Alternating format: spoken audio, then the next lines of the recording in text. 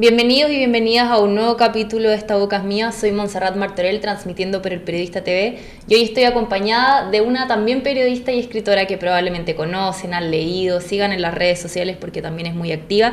Ella es Francisca Solar.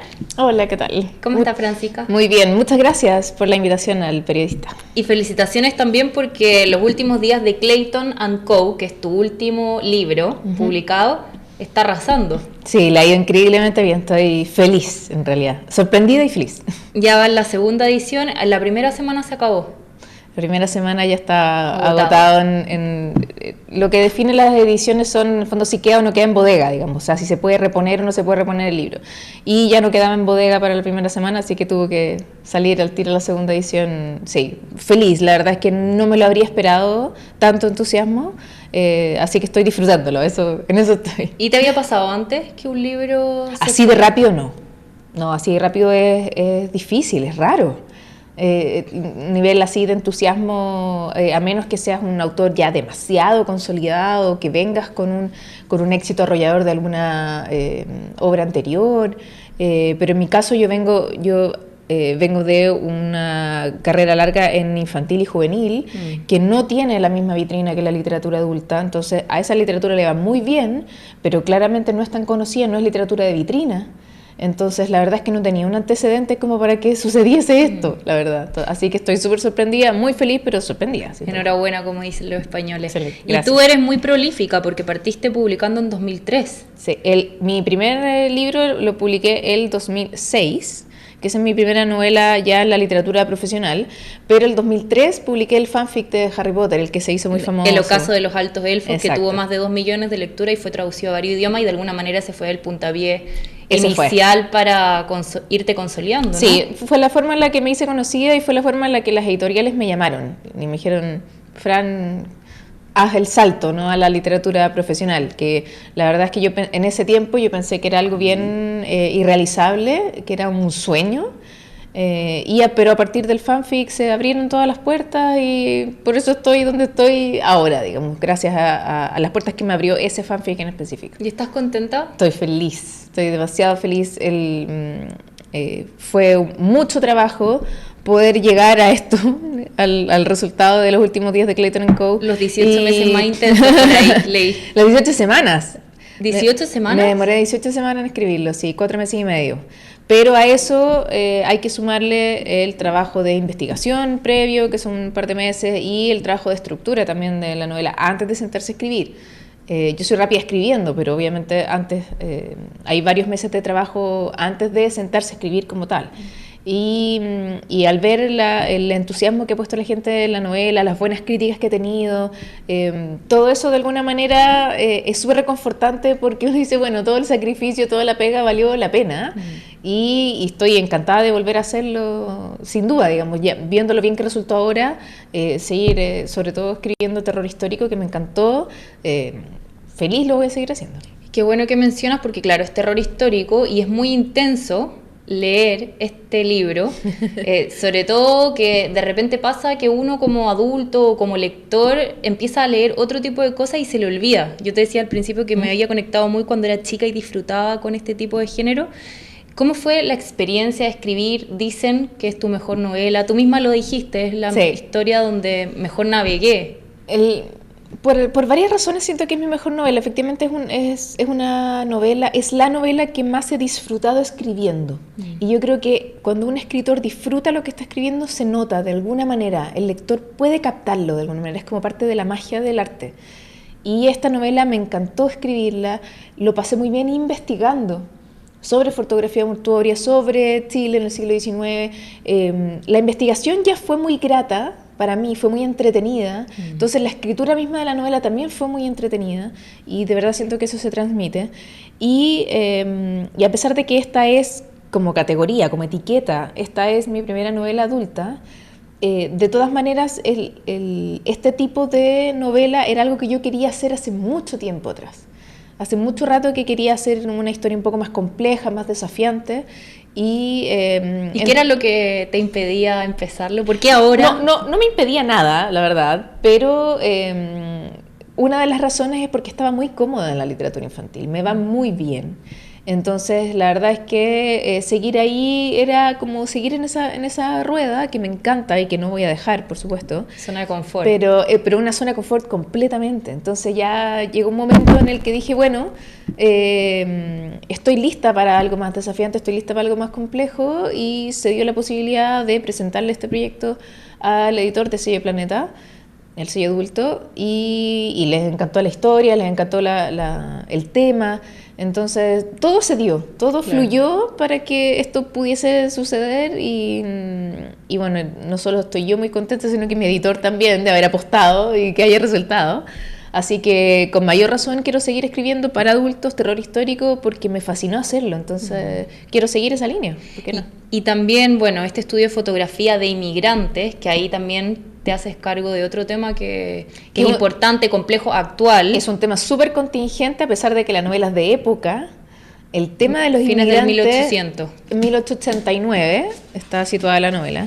Y en ese minuto Chile estaba viviendo una gran oleada de inmigrantes, que a veces se nos olvida que Chile, la cultura chilena está construida por culturas de un montón de otros países que llegaron a Chile en momentos muy precisos. A fines del siglo XIX, Valparaíso era el puerto más importante del Pacífico. Acá llegaban todos los europeos que querían vivir vidas nuevas, llegaban hasta acá.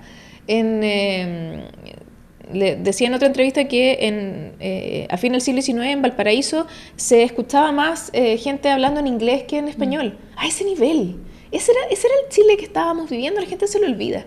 Entonces mucha gente cree que esto de los inmigrantes es algo como nuevo, que recién está... Y sí, tenemos un problema mundial, global, en términos de movimiento de masas de personas, ¿no? Entonces eso ha provocado problemas específicos, por eso se habla de problema migratorio. Claro. Eso es real, eso está ocurriendo hoy día.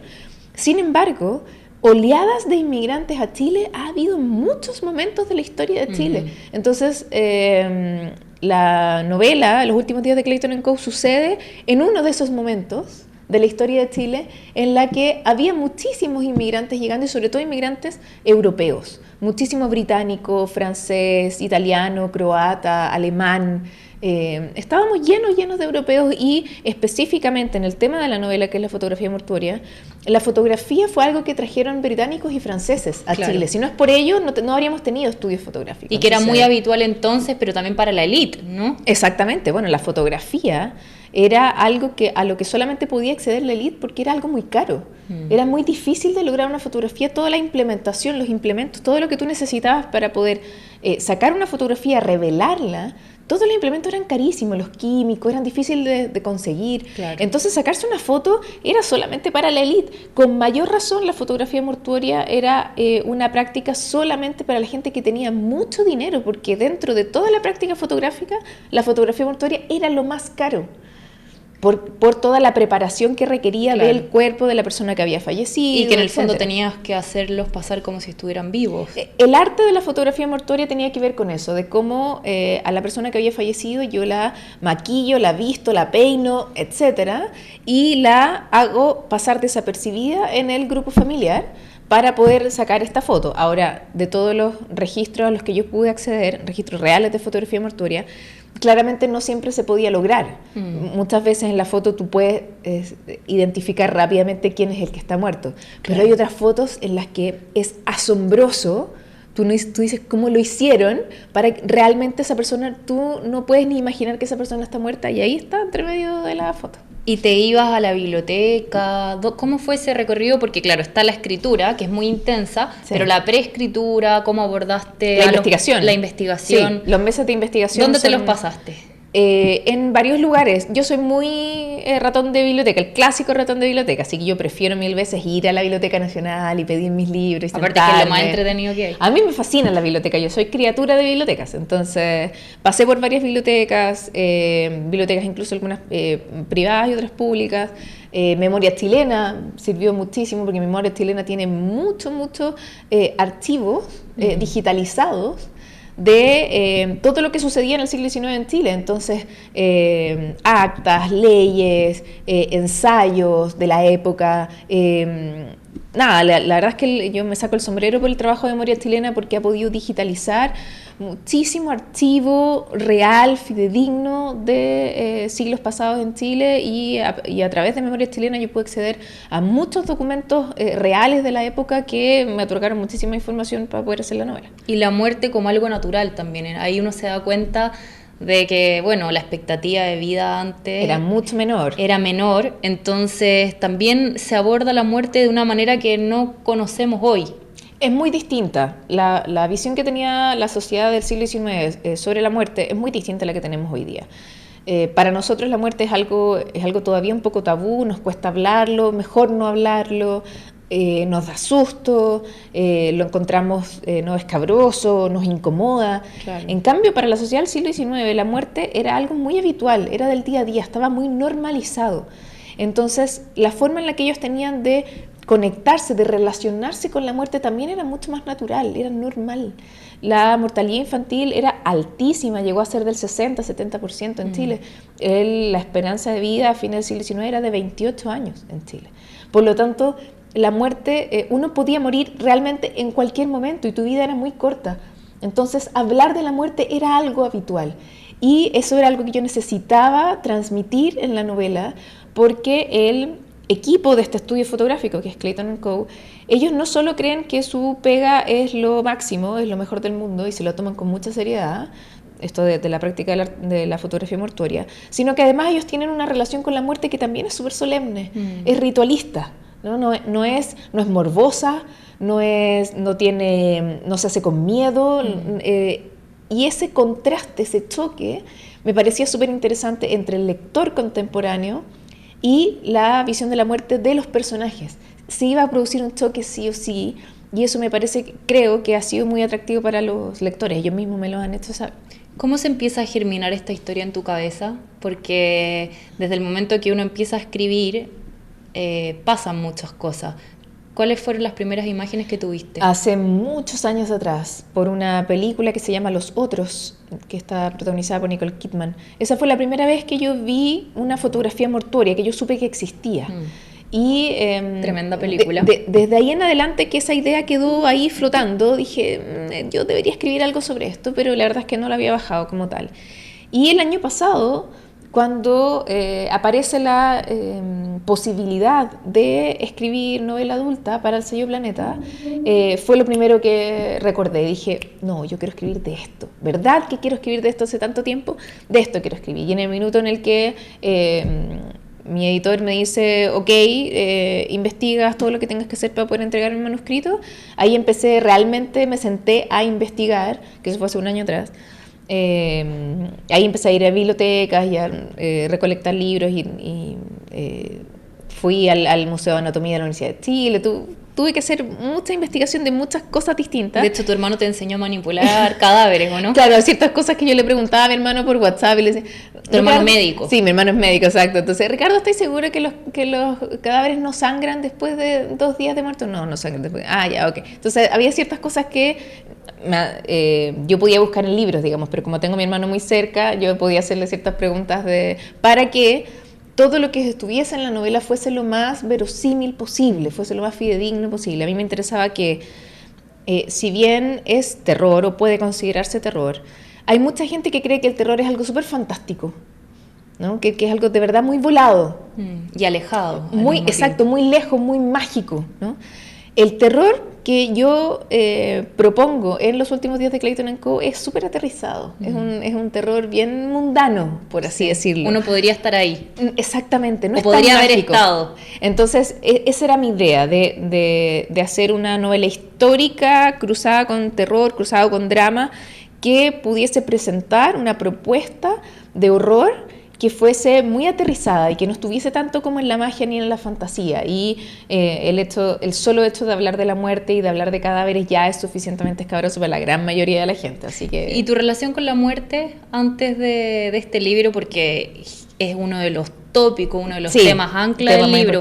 Sí. ¿Cómo la vivías antes de este libro? La verdad es que siempre he tenido una relación también muy normalizada con la muerte, yo al menos. Nunca he sentido miedo al respecto, no me perturba especialmente. Para mí los cementerios son lugares históricos, son lugares de historias.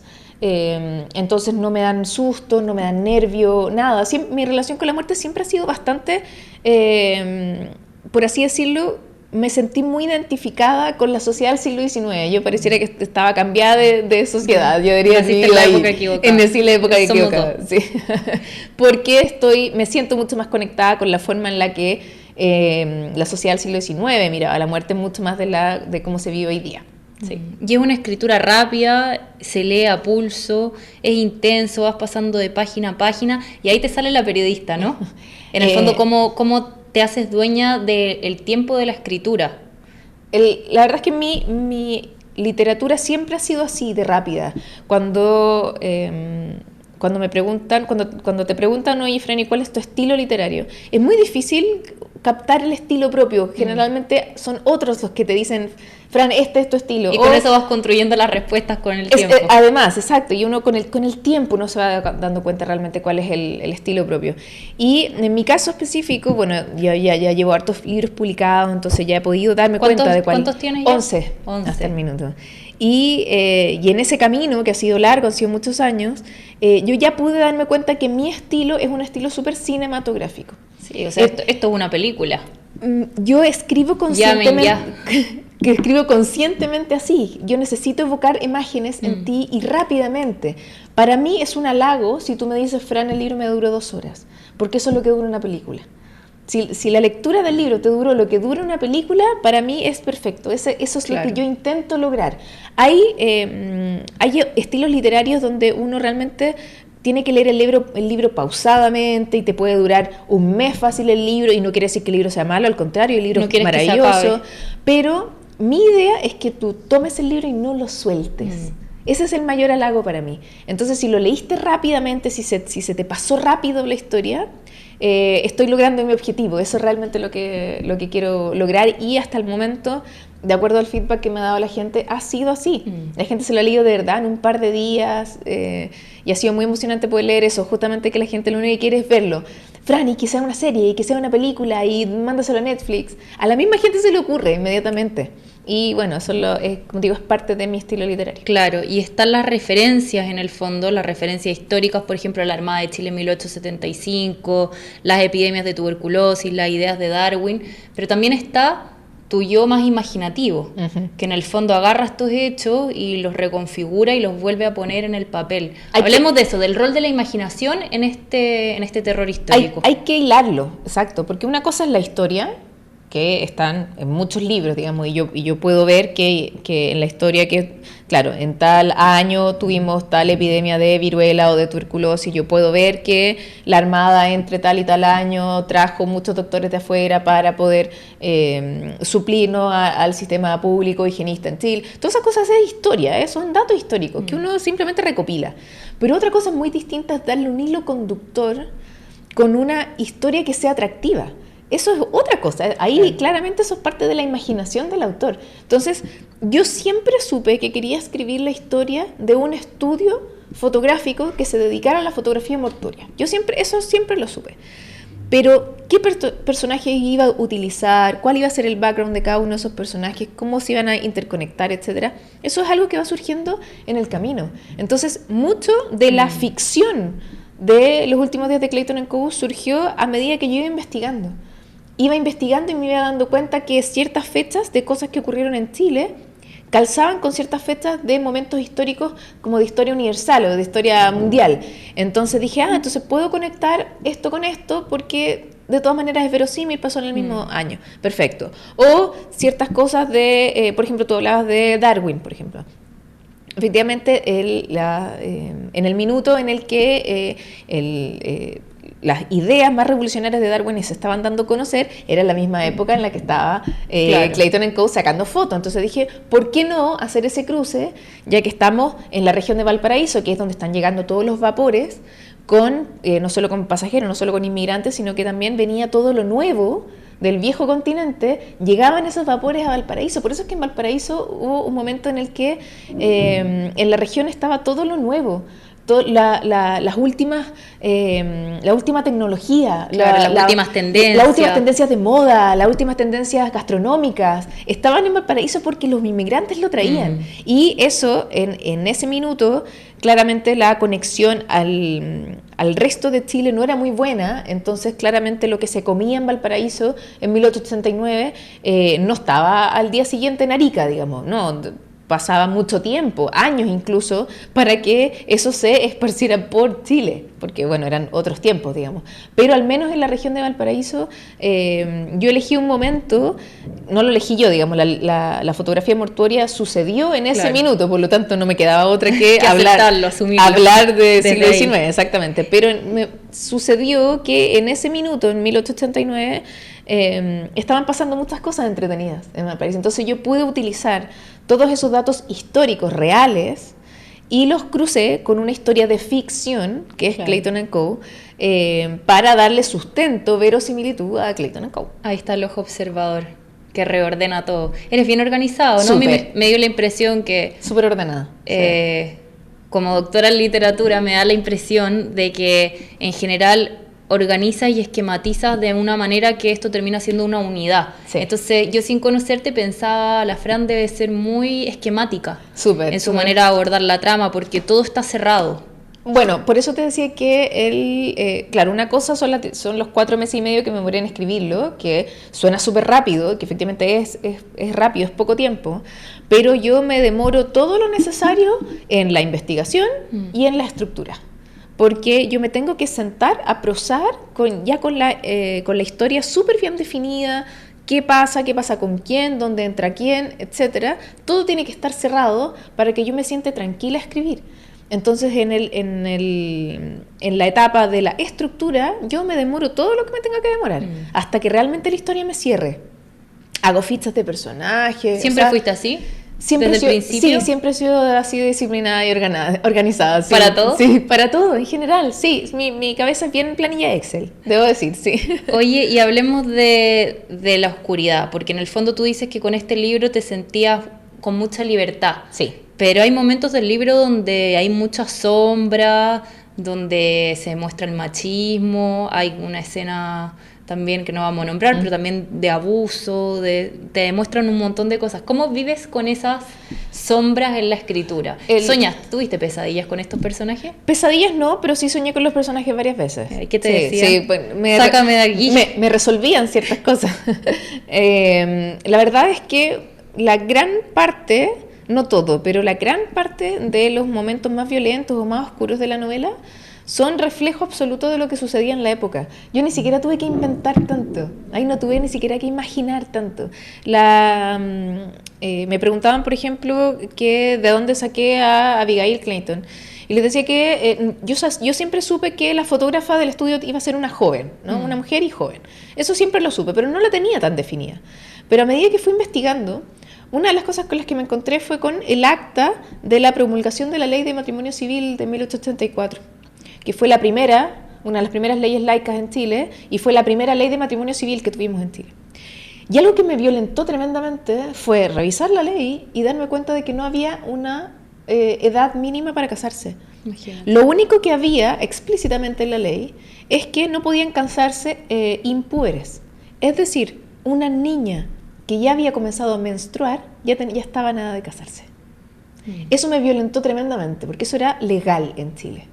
Entonces dije, bueno, el tema de la novela ya es suficientemente perturbador, pero la verdad es que a mí me interesa perturbar o incomodar desde la realidad, no tanto desde la fantasía. Y uno de esos aspectos que yo estaba segura que iba a incomodar a muchos era proponer que el matrimonio dueño de este estudio, ¿no? Los Clayton, era una niña de 14 años, casada con un tipo 35 años mayor, y que eso era perfectamente legal y común en Chile en 1889. ¿Qué más violento que eso? Entonces, desde ahí, todo lo que yo describo de cómo son las relaciones conyugales en ese minuto, las relaciones sociales, yo las describo tal cual como era en la época. Entonces, por supuesto que nos violenta y nos perturba que, por ejemplo, las mujeres no puedan decidir qué hacer en su día, sino que tienen que esperar que el marido les dé instrucciones, digamos. Claro. O que si quiero dedicarme a algún tipo de profesión, todo el dinero que yo gane se lo tengo que dar a mi marido, no lo puedo administrar yo misma. No es algo que yo inventé.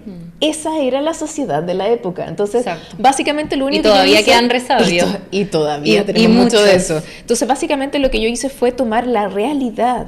Esto es lo que ocurría y le di un hilo conductor de ficción que fuese entretenido como para poder contar todo eso, pero la verdad es que yo me nutrí completamente de lo que sucedía realmente en la época y ahí estaba todo lo extraordinario y bueno, y el terror, por supuesto, el horror estaba en el día a día del momento. Francisca está una escritura directa, sin rodeo y que podría suceder finalmente en cualquier lugar. Me dijiste eso al comienzo, sí, la verdad es que el contexto que yo escogí para poder contar esta novela, sin duda es el contexto real de Chile, de la región de Valparaíso en 1879. Sin embargo, como la gran mayoría de las personas que son inmigrantes, porque esa era la realidad en ese momento, efectivamente es algo que uno puede decir, bueno, pero esto podría haber pasado en Francia, podría haber pasado en Inglaterra, podría haber pasado en Estados Unidos. Efectivamente.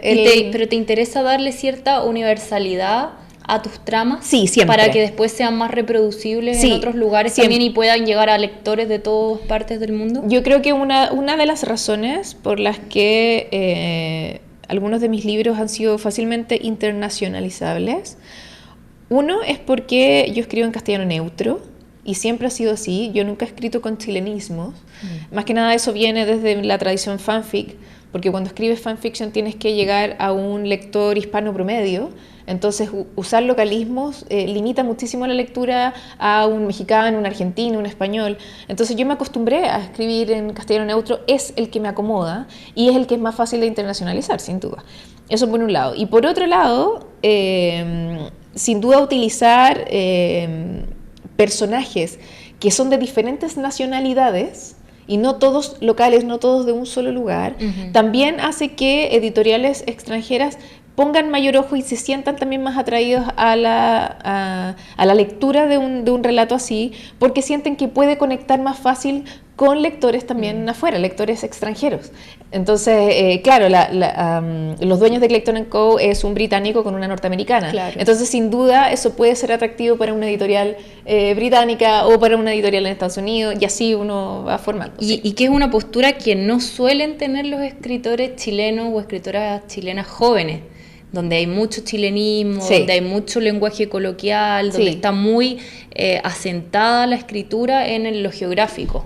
Es una decisión, digamos que hacer literatura muy localista es una decisión y me parece suficientemente válida, digamos, que alguien la tome, está perfecto. No te vamos a ver a ti escribiendo una así. El tema es que, claro, yo vengo de una escuela en la que las fronteras estaban absolutamente difuminadas. Yo era una hispana promedio escribiendo para hispanos promedios. Mi escuela es internet, no el mundo editorial conservador tradicional. Entonces, por eso yo no tengo ese arraigo de tengo que escribir en chileno porque soy chilena, para nada. Yo escribo en castellano para llegar a todos aquellos que puedan leer en castellano. Ese es mi objetivo. Entonces, los localismos no me sirven en ese objetivo. Al contrario, necesito que mis historias sean lo más universales posibles para poder llegar a todos los rincones donde haya alguien que pueda leer en español. A mí me gustaría llegar hasta allá. Y, como te digo, más que nada es porque mi escuela es internet donde no hay fronteras. Claro. Leyendo el libro me da la impresión de que los personajes estaban muy conectados con sus cabezas. Personajes que sufren mal de autoconciencia, donde hay un mundo muy racional de decisiones, de causa y efecto. Eso puede ser un reflejo mío completamente, porque como yo soy muy racional, entonces, Como sin duda. muy cerebral la manera que tienen de interactuar también. ¿Cómo viviste eso? Cuando hago que algún personaje tome decisiones muy viscerales o emocionales, generalmente está hecho conscientemente así, porque lo más fácil para mí es hacer que mis personajes sean súper racionales y tomen decisiones súper lógicas, porque es como yo me muevo en el fondo. Claro. Entonces, tomar decisiones emocionales o viscerales me cuesta mucho más, pero al mismo tiempo es un desafío mayor, entonces lo busco conscientemente también. O cuando los personajes cometen errores, en el fondo, que es como que, ay, yo nunca haría eso, ya, pero entonces vamos a hacer que el personaje haga eso. Para allá. Para allá, exactamente. Bueno, eso es parte del proceso creativo. Leí hace poco en una entrevista o te escuché que decías que como escritora tenías un rol social que jugar. Sí. Me interesa eso, cuéntanos Sí. un poco. bueno, obviamente todas las personas que hacemos arte somos partes de la sociedad y jugamos un rol porque el arte, a través del arte, uno expresa muchas veces lo que está ocurriendo en la sociedad del momento, las preocupaciones de la sociedad del momento, los anhelos de la sociedad en el momento, etc. Entonces, la literatura es arte. Yo soy un artista en ese sentido conceptual. Y como mi rol social dentro de la literatura tiene que ser un poco de cómo yo expreso toda esa contingencia a través de mi arte, yo me tomo en serio ese rol social y dije, bueno, voy a escribir una historia de época, voy a escribir terror, que muchas veces puede ser, para alguien puede ser algo muy alejado, fantástico, medio mágico, pero lo voy a utilizar como excusa para intercalar ciertas segundas, terceras, cuartas lecturas de cuestiones que a mí me importa poder expresar o manifestar, sin que la novela sea discursiva en ningún caso, poder, o moralista tampoco. Exacto, poder de todas maneras meter ahí unas segundas, terceras lecturas por si alguien las descubre.